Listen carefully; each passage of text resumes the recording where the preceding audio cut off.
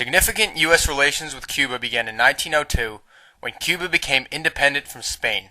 However, the Platt Amendment, published in 1903, kept Cuba under U.S. control and protection.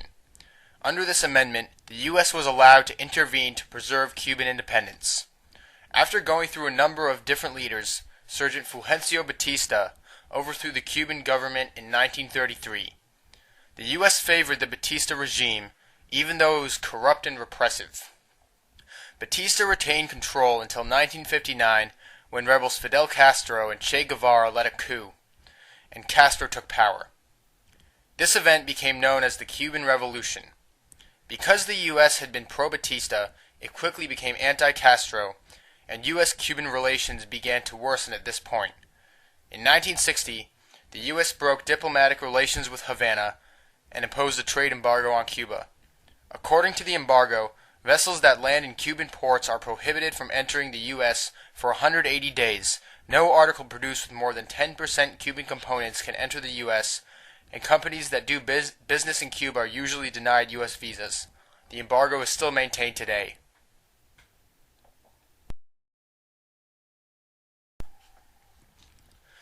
The U.S. made numerous attempts to oust Castro from power in the decade following the revolution.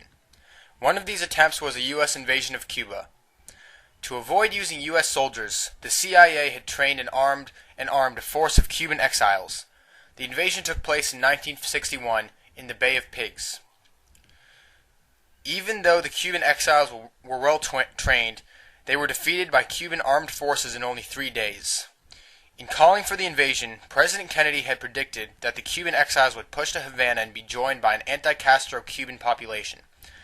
However, it didn't turn out this way, as the Cuban population was behind Castro.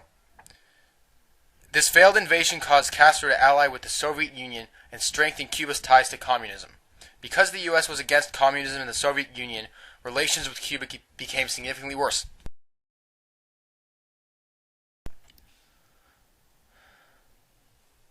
The tensions between the U.S. and Cuba climaxed in 1962 when images from U.S. spy planes revealed Soviet nuclear missiles in Cuba. This sent the U.S. population into a panic, as Cuba is only 90 miles off the coast of Florida. The world watched in anticipation as the U.S. and USSR went into an intense standoff and came to the brink of a nuclear war. In an effort to subdue the Soviets, President Kennedy ordered a naval blockade in the Atlantic, stopping any Soviet ships headed to Cuba. During this time, the Soviet Union publicly condemned the blockade, but deals were struck behind the scenes between Kennedy and Soviet President Nikita Khrushchev. Eventually, Khrushchev gave in and agreed to remove the nuclear missiles from Cuba. While this was a diplomatic victory for the U.S., President Kennedy secretly agreed to remove U.S. missiles from Turkey as well. Now known in the U.S. as the Cuban Missile Crisis, this was the closest the Cold War ever came to becoming a nuclear conflict.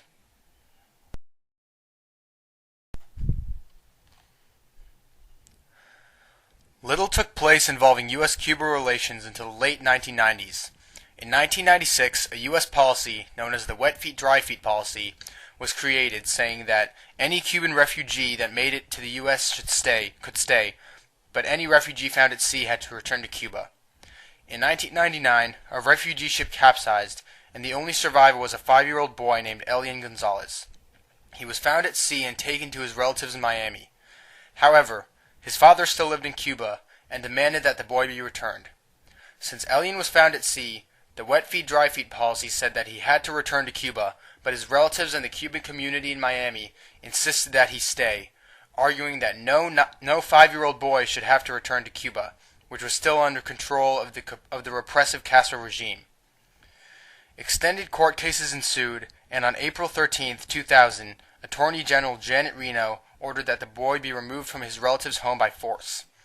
Elian was returned to his father, ending a controversial period in U.S.-Cuba relations.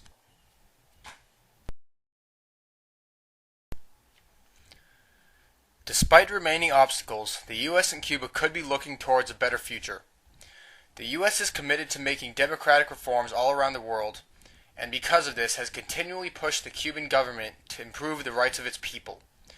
This, along with the U.S. pushing the Cuban government to go democratic, makes negotiations difficult. However, the future still holds potential for improved relations.